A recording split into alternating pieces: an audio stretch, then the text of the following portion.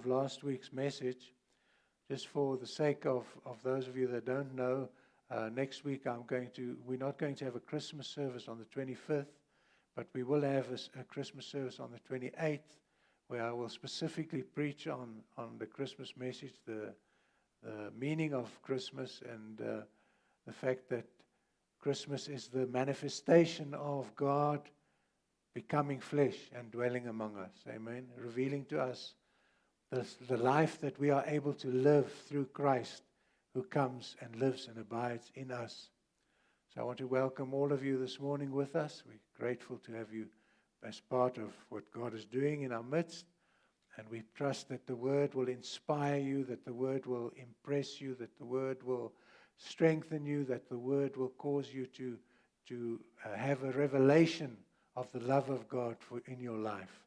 So this morning, as I said, we're going to continue on the theme of walking in the Spirit. Last week, we dealt with dealing with the flesh, that carnal man, how to keep that carnal man. We saw that there is a continual battle between the flesh and between the Spirit, and that the flesh leads to death, but the walking in the Spirit leads to life and life in abundance. So we're continuing this day, and we see that the flesh whispers.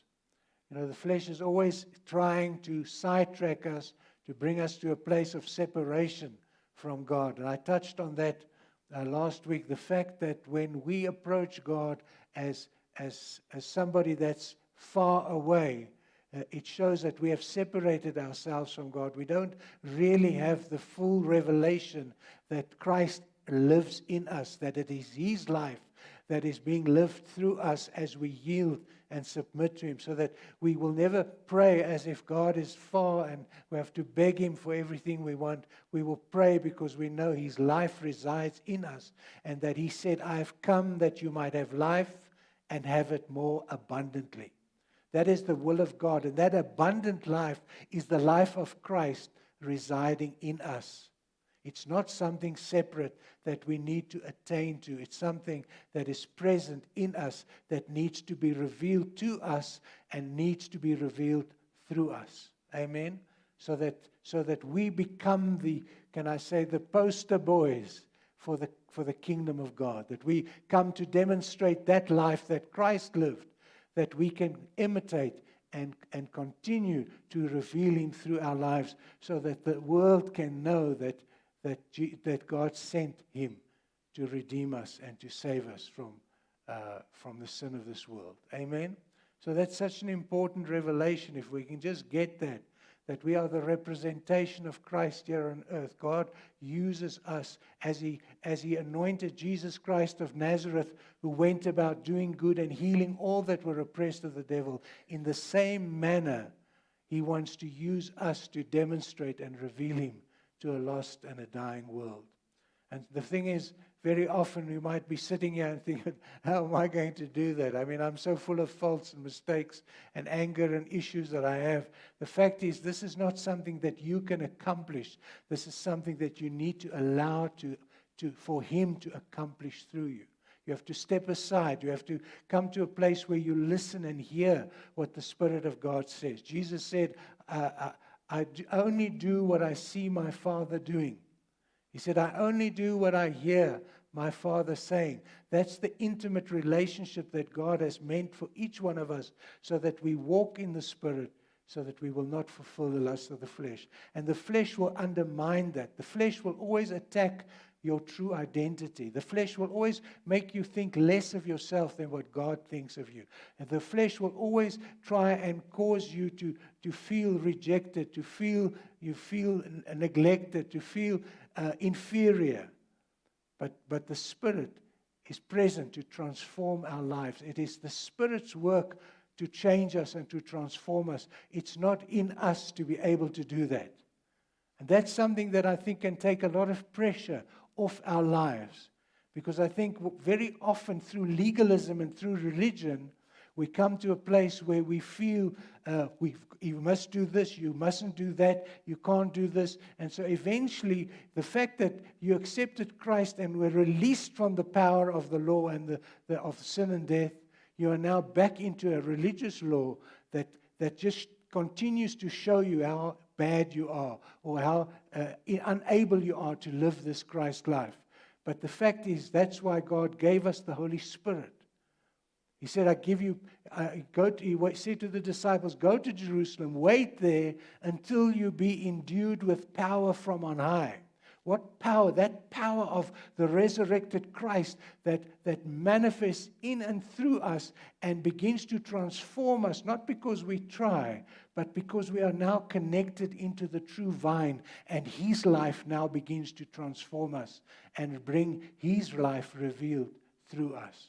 So the Spirit is the one that transforms. Flesh is about pride. It's about fear. It's about rationalization. It's about selfish needs. It's about doing what I want. But the fact is, if we understand that as Paul said, I am crucified with Christ, it is no longer I that liveth, but it is Christ that lives in me. There is another representation. I am a representation. Jesus sent us as representatives. In John 17, He specifies that. He says, as the Father has sent me, so I send you. The same assignment. Just think about that. That what trust the Lord has in us to be able to represent Him ably. But we cannot do it through our own strength or through our own life, old life. We can only do it through the life of Christ that now resides in each one of our lives. So flesh is about pride, is about fear, it's about rationalization. And living in the flesh will never bring peace. It will never be enough. Things will never satisfy you. The only thing that will satisfy you is when you enter into God's rest and the kingdom of God is manifest in you, which is righteousness, peace, and joy in the Holy Ghost. And it's so important for us to practice the presence of God. I think one of the things that I'd also like to see, I think that what we very often do, and especially we as Pentecostal people that are spirit-ful people that know how to pray in the Spirit and know how to pray, very often I think we spend a lot of time in prayer, which is a good thing, but we very, very seldom wait on the Lord and listen to Him. To wait for the download of the Spirit, to wait for guidance, to wait for direction. We very often just like to speak and not listen. And very often we pray and ask and never give God an opportunity to respond to our prayers. Amen? So the Spirit, on the contrary to the flesh, brings peace, brings freedom, brings transformation, deals with us, with our inner man, making us aware of the fact that we are able to rest in the presence of the Holy Spirit, that we are able to wait on Him. That we, very often, the flesh makes it, we very often make judgments and that we say things quickly or we try and be clever. But sometimes it's about just listening for the right word, for the right, and very often just bringing the presence of God into your environment where you are, being aware of the fact that, as Jesus said, I and the Father are one. In the same manner, we are one. Jesus said, I am in the Father, and the Father is in me, and you are in me. So we are one Spirit. That's what the communion is always about. That's what Jesus came to demonstrate through the communion, that we have now become one with Him, that we are now the representation of Him, that we can reflect His glory, the glory that people often say, yeah, but the Bible says God doesn't share His glory with anyone. He shares it with His Son. And His Son lives in us. And Jesus said, the glory that I have given unto you. So we are partakers of that glory. But because we are very often blinded, because we don't live in that reality, because we don't understand that that is what God wants to accomplish through us, we very often live a mediocre Christian life. That's what I want to encourage us to see. And trust the Holy Spirit that He will cause the scales to fall off your eyes and enable you to see who you really are in Christ Jesus. Amen? Life in the Spirit brings peace. In Romans 8 verse 6, he says, For to be carnally minded is death. That's the end of that carnality, because carnality separates you from God. And separation from God is separation from life. Jesus said, I am the truth, I am the life, I am the way. So when I separate myself from that life in the Spirit, I actually begin to die. That's what happened in the Garden of Eden when man sinned. He separated himself from God. And the result was, we know the fall, we know that God had to intervene with the flood, and continually throughout the Old Testament we see how even the kings, some kings served God, some didn't serve God. How it was how the carnal life and carnal mind kept the people of God in captivity. But for this purpose was the Son of God made manifest, to destroy the works of the devil, to give us that victorious life, that kingdom and dominion that comes through our unity in Christ our Lord and Savior. So he says, for to be carnally minded is death, but to be spiritually minded is life and peace. I think one of the things that are most absent in most people's lives is that experience of peace. That being able to walk in the fire like Shadrach, Meshach, and Abednego, and just know that God is with us, that God will lead us, that God will guide us. I don't care what the crisis is that you are dealing with. I don't care what it is that you need from God. I don't care what it is that you're going through. When you become aware you're not going through this on your own, but you're going through this with the Creator of heaven and earth, the God where nothing is impossible. So why should I fear if God is with me and in me and through me? Amen?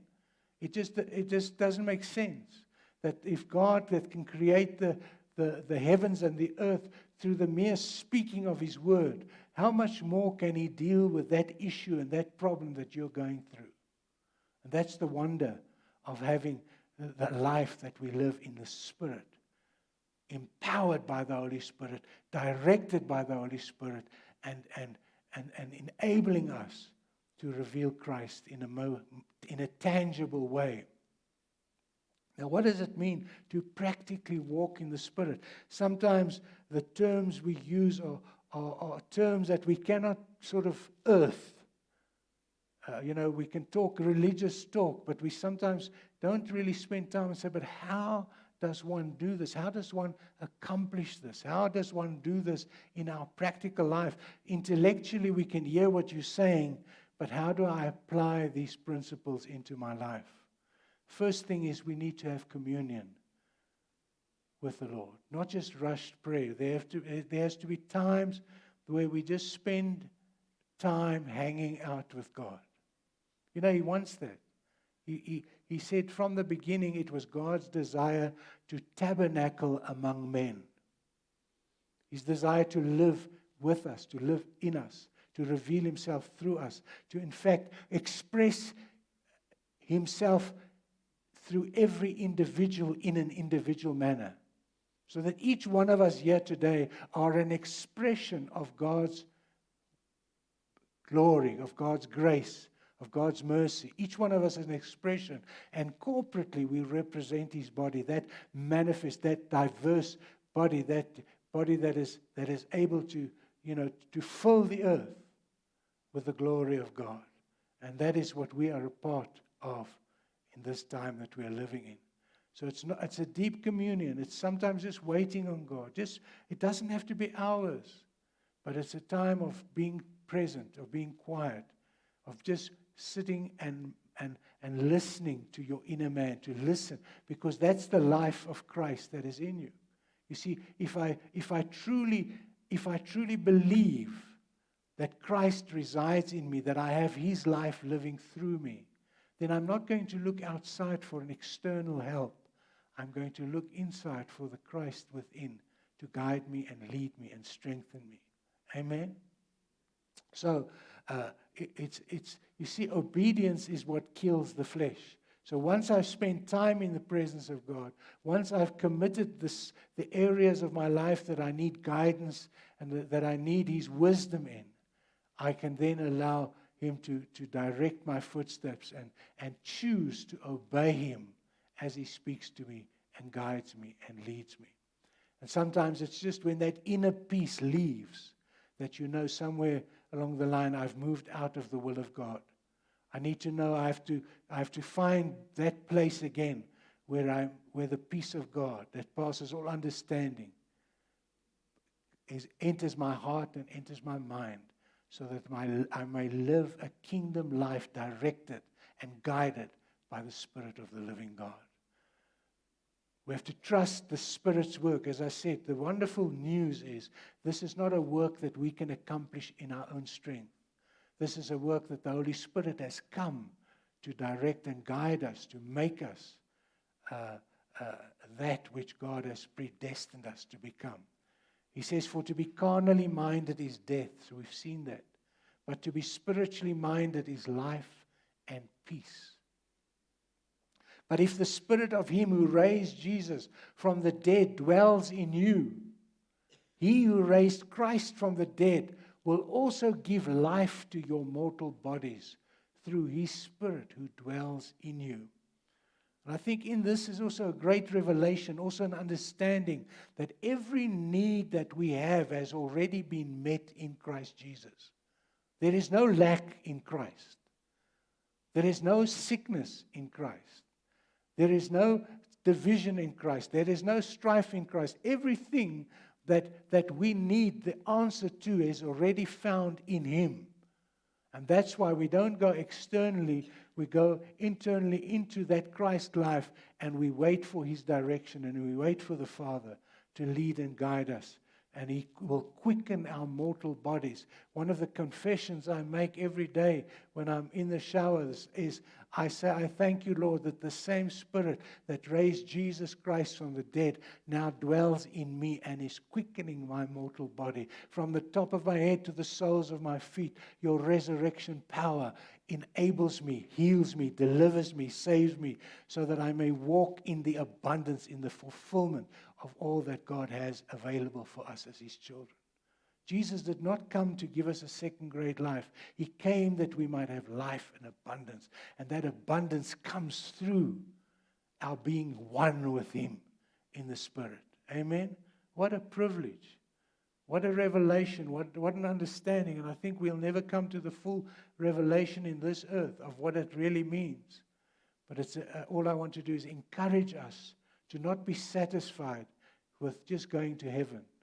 To not be satisfied with just sort of being taken away out of here, but beginning to live in the circumstances and in the challenges and in the things you have, being a pillar of strength, being the peace of God manifest, changing atmospheres. You know, the life of Smith Wigglesworth, many, many miracles were done, not because of his preaching necessarily, but him just bringing the presence of God into an atmosphere. Sitting in a dining room speaking with people that have problems, and just because of his presence, certain things just broke off their lives. That's what I believe is the aim is for God, to become so manifest through our lives that we that we become less, He becomes more, and that we through His life in us become to fulfill the purpose and plan for which He has called us. That's really all God wants, is for He to be manifest and revealed through us, bringing His presence wherever we go. So we have to let go of self-effort. Sometimes we want to change things, or we make decisions so quickly because we're in a position of panic, or whatever the case may be. But what we need to do is to learn to let go and let God. Amen? Let God lead us. That doesn't mean we become passive. It just means we don't allow the circumstances to push us into making quick decisions. We wait on God. We're led by God. And then we know that what we're doing comes from the eternal presence of God who is able to do more than we can think or pray according to that power that is resident in our lives. The thing is, there's the carnal mind produces the fruit of the flesh. I spoke to you about that last time, that in every seed, the plant exists already in seed form. So when you plant the seed, obviously that tree begins to grow, whether it be an apple tree or a plum tree or whatever the case may be. In the DNA, in the seed, it has been predestined to become that fruit. And so the fact is, depending on the fruit that we have in our lives, if we understand that we have been born again by the incorruptible seed, the Word of God, then we know that seed has the ability to produce the Christ life through us. That as long as we are connected to the vine, we will bring forth the right fruit. But if we are connected to the wrong vine, we will bring forth the works of the flesh and the fruit of the flesh. And in Galatians, he gives us an understanding of that. He says, now the works of the flesh are evident, which are adultery, fornication, uncleanness, lewdness, idolatry, sorcery, hatred, contentions, jealousies, outbursts of wrath, selfish ambitions, dissensions, heresies, envy, murders, drunkenness, revelries, and the like. In other words, he says, this is not even a complete list. There's more things, but these are the manifestations of the fruit of the flesh. These are the things that happen to people that are handed over to the flesh, the people that are separated from God. This is the manifestation of that flesh because they are connected to another spirit that will produce these works in their lives. So he says, I tell you beforehand, just as I also told you in time past, that those who practice such things will not inherit the kingdom of God. You see, so we must be very careful to say, well, I'm saved by grace. That's great. We are saved by grace. But that salvation of grace will begin to transform our lives through the power of the Holy Spirit. Well, how can we confirm that we've been saved by grace? Is because the fruit will begin to reveal it. The Bible says, by their fruit you will know them. Amen? Amen? Just want to check if you're still there. By their fruit you will know them. When you see peace, when you see righteousness, when you see joy, you understand these are people that are in the kingdom of God. That's what the Spirit does, not what we can accomplish. And so it takes the pressure off us. It means that we have to just yield to the Spirit to direct our footsteps, to guide us and lead us. So the warning is that if this fruit is manifest in our lives, then it's a sign that we are connected to the wrong spirit.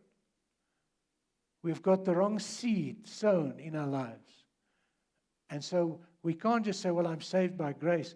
Yes, you are saved by grace, but that grace will begin to transform you through the Holy Spirit that empowers you to lead the life that is pleasing to God and that has an impact and an influence upon the people's lives around you. The Bible says, and Jesus said it specifically, he said, I am the light of this world. And then in that same sentence, he says, you are the light of the world. I mean, read John 17. Take John 17, read it in the Passion Translation, and see what Jesus has died for to accomplish in our lives. He prays, I pray that they may be one as you and I are one, Father. He prays those prayers. That's his desire for us. He says, as you have sent me to represent you, so I send them to represent you. The same mission. That where we go, we introduce people to life. We introduce people to joy. We introduce people to righteousness. We introduce people to the Lord Jesus Christ because he resides in us. You cannot introduce somebody that you don't know. Amen? So we have to come into that relationship in order for us to live this abundant life that God has predestined for us. Now, what is the fruit of the Spirit in contrast to the fruit of the flesh? He says, fruit grows where the Spirit governs. Can I say it again? Fruit grows where the Spirit governs. You see, it's one thing to receive Jesus Christ as Lord and Savior, but it's another thing to yield yourself to live the life that He requires from us, that life of obedience. Jesus said, if you love me, you will keep my commandments. Simple. And keeping God's commandments is living an obedient life. And living an obedient life is just truly submitting to the work of the Holy Spirit and to allow the Father to lead and guide us into all the truth. Amen? To receive that wisdom, to make decisions, to make choices, to help us allow Christ to bring us into the destiny and purpose that He has for our lives, because that is the best will for our lives, is what He has designed us for. He's put the DNA in the seed for us to become all that He has predestined us to become, sons of God. And so when we begin to live that life of the Spirit, then we begin to transform, and this is the fruit that begins to manifest through our lives. He says the fruit of the Spirit is love, is joy, is peace, is long-suffering, is kindness, is goodness, is faithfulness, is gentleness, is self-control. Against such there is no law. And those who are Christ's have crucified the flesh with its passions and desires. If we live in the Spirit, let us also walk in the Spirit. What is he saying? Let us bear these fruits in our lives. Let us show love. Let us be long-suffering. Let us have self-control. Not because we are good, but because the Spirit enables us to live that abundant life. Amen? That's such an important aspect of this. This is it's not by power, it's not by might, it's by my Spirit, says the Lord. You see, our characters are being formed by the Spirit. I just, it's so important for me, and I believe for the Lord, that we grasp this fact that our lives are being shaped by the Holy Spirit to fulfill the destiny and purpose that He has for us. That God sees us individually and wants to express Himself individually to us, but He's also connected us to one another so that corporately we can begin to manifest His glory, His power, His wisdom, His knowledge, His understanding. That God uses people to express Himself, to represent Him. And if we are open and receptive to that and aware of His residence in our lives, then we are able to do things that are in the natural impossible, but only possible through Christ who resides in us. You see, our characters are formed by the Spirit, and we need to yield to Him, relinquish our lives to Him, so that He may accomplish that through us. So we have to choose the Spirit. Remember, the flesh and the Spirit are contrary to one another, the carnal mind. He says we can either be carnally minded or we can be spiritually minded. Now, I'm not referring to you this side and that side. I'm just trying to demonstrate. We can either be carnally minded or spiritually minded. But the choice is ours. We have to yield. We have to use our will, which God gave us, to choose to live in the Spirit and not live in the flesh. To choose life and not death. To me, that seems such an easy decision to make. It's like saying to a child, yes, chocolates, and there's nothing. Choose. A child would know to take the chocolates. But we sometimes say, I don't know, do I want to choose God? It's just, that's the easy analogy. You're either choosing abundant life, or you're choosing to live your life separated from God and bound and oppressed by sin. It's so sad to see people, especially this time of the year, seeing people that are under the influence of alcohol because life doesn't make sense for them. So they use drugs and they use alcohol to try and make themselves better, when there's the best spirit you can have, the Holy Spirit, that gives peace that passes all understanding. That's the life we could live. That's the abundant life.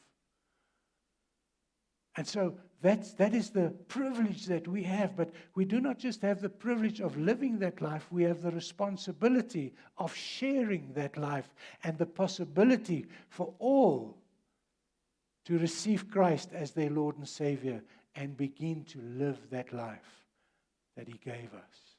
You see, we have to choose the Spirit. You cannot serve two masters. The moment you try and say, well, okay, let me rationalize. This is not too bad. Okay, if I just have 2 drinks, that means I've got self-control. So this is not too bad. 2 drinks is not too bad, because at least I have control over it. Why would you rationalize, and why would you put yourself in a place of danger when you can live in the Spirit, be filled with the Spirit of God? You know, on the day of Pentecost, the people that were around those Pentecostals, they said, these oaks are drunk from wine. He says, no, this is not the drunkenness as you think. This is people that are filled with the Spirit of God. These are people that are happy. These are people that are full of joy. These are people that understand who they are in Christ and that their lives have significance and their lives have peace and their lives have joy, despite the circumstances around them. Because now our reality is Christ in us, not what the world or the carnal flesh tries to produce for us. So it starts with a decision to serve, to decide who's your master. Who's your master? That's the choice. As easy as that. And then once you make that decision, you will begin to bear the fruit of that master through your lives. Remaining in the flesh wastes your redemption. Because sometimes, as I said, people accept Christ as an insurance policy, just in case. You know, if something happens to me, in the old days, the pastors used to preach, if you leave this church and you walk over the street and a bus runs over you, where are you going? Which is a good question. But the fact is that fear shouldn't motivate us to receive Christ. The revelation of the life that He has for us should make us desire to choose life, to choose the chocolates, instead of choosing a life that is separated from God, where we live under a master, Mammon, that's aim is to destroy us and to prevent us from living that supernatural life. So the remaining in the flesh wastes your redemption. You're living under par. Whereas God desires that you have abundant life. And the abundant life is when you turn your eyes away from self and you begin to look around you and see the needs of others. And know that you might not be able to fulfill the needs in your own physical power, but that the one that is in you is able to do far above what you can think or pray. And you just have to allow Him to appear through you. Amen? Hallelujah. A spirit life, a spirit-led life is a testimony. Have you had that in times? You come into the company of somebody, and the moment you start speaking to them, or they begin speaking to you, it's like who was the mother of John the Baptist? Elizabeth, thank you. Elizabeth, when Mary met her, the spirit in her leapt. The baby that she had, the spirit leapt. You recognized this is somebody of the Spirit. And that's what we should be able to do when we come into the presence of each other as born-again believers. Our spirit should leap with joy. And so there's another one, a son of God. Another one, a daughter of God. There's another one that's born again. There's another one that's filled with the Spirit of God. And we begin to declare this kingdom upon all the earth. Because the Bible says, then the end shall come. You know, we're so focused on getting out of here that we neglect doing what God has called us to do. And the devil's happy with that, because the longer we tarry to do the will of the Father, the more time he has to bring death, poverty, and destruction into the lives of people around us. So a spirit-led life is a testimony. It shows that what God has done. You know, I remember my dad was a rough and tough person, you know, bar fights, arm wrestling, all those things. And I was telling the kids yesterday that, you know, very often when he came home from work on a Friday, we were all fearful because we knew he first went past the pub and he would come home and then he would start picking arguments with us. So we all dived into bed and made as if we were sleeping. And then my dad came to repentance. And from that rough and tough character, he became like a lamb. And he transformed to such an extent that his boss at work called him in one day. And he said to him, Mike, what has happened to you? And he told him that he had received Jesus as his Lord and Savior. So that's the type of transformation we need. Those are the things that people will recognize and see, that you're not the same person that you were, but Christ lives in you, and his life is revealed through you. That's the beauty of the Christian life, is that we're living his life, letting him live his life through us, and we seeing him transform us from glory to glory. Hallelujah. So it's a call for each one of us this morning to surrender. Sometimes we try in our own strength and ability to do things, and things just seem to go worse, from bad to worse. Let's learn this morning to surrender to his life in us. Freedom comes through the cross. Paul says, I die daily. What does it mean? He says, I choose daily to submit my life to the will of God. That's all it is. I choose. This morning when I wake up, I say, Lord, I choose to follow you. I choose to listen to your voice. Make a decision. My will is not overruled by God. In fact, my will is empowered by God. Therefore, he says in John 8:36, if the Son makes you free, you shall be free indeed. So many people are bound. So many people are oppressed. So many people live in turmoil. But the moment you begin to put your trust in Christ in you, allow that abundant life to appear through you, you begin to look at the world from a perspective of, I'm seated with Christ in heavenly places. Power and authority has been invested in me. My words have ability to change circumstances. My lifestyle impacts and influences the people around me. What a wonderful privilege. The Son makes you free. You shall be free indeed. We are called to holiness. This is a good place to end this year. You know, normally this time of the year we create what do they call New Year's resolutions. And maybe you've already said, this year I'm going to do this or that. And very often by the 4th of January, you've already failed, because it's something you're trying to do in your own strength. Let's make the resolution this morning while we're listening to the Word and while you're listening to the Word, to make that resolution to surrender, to give up. You know, in the old days, I don't know, we used to watch many of the cowboy movies. I don't know if you know the cowboy movies, but in the cowboy movies, the sheriff used to come to the crook and he says, hands up. And the crook would have to put his hands up. Now this morning, the Word of God is coming to you and it's giving you a choice to either hands up and say, Lord, I've tried my best in my own strength, but this is not working. I yield to you.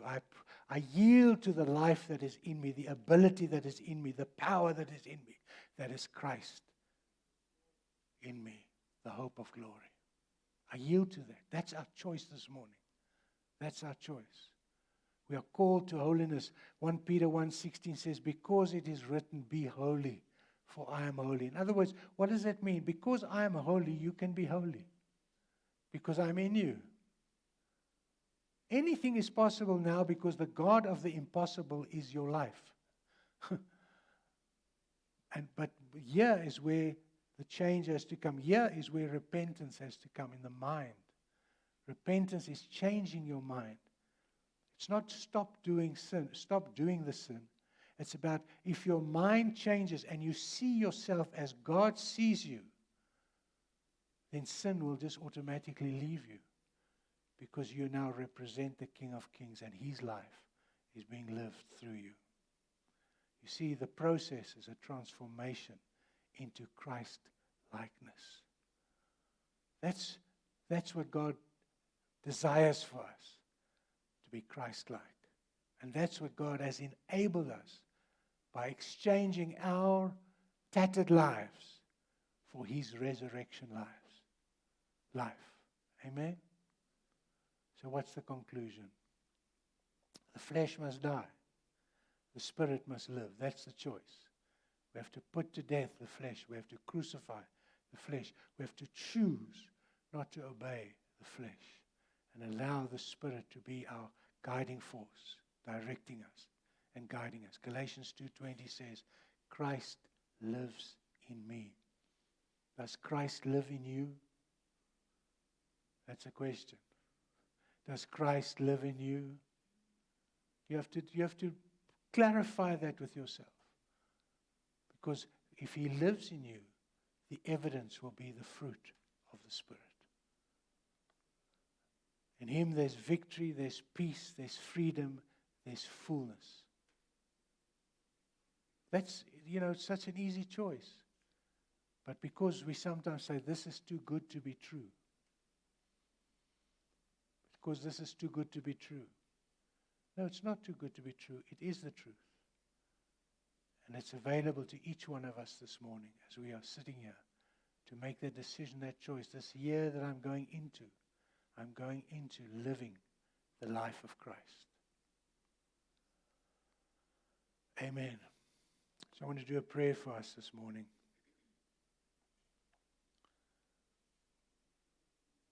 I just believe and trust that the word that was spoken this week, last week, and over the last few weeks, Pastor Andre spent a lot of time also touching on many of the factors that I've addressed today and last week. It's very simple, guys. You just have to choose. And as I said, here's chocolates, here's nothing. What would you like?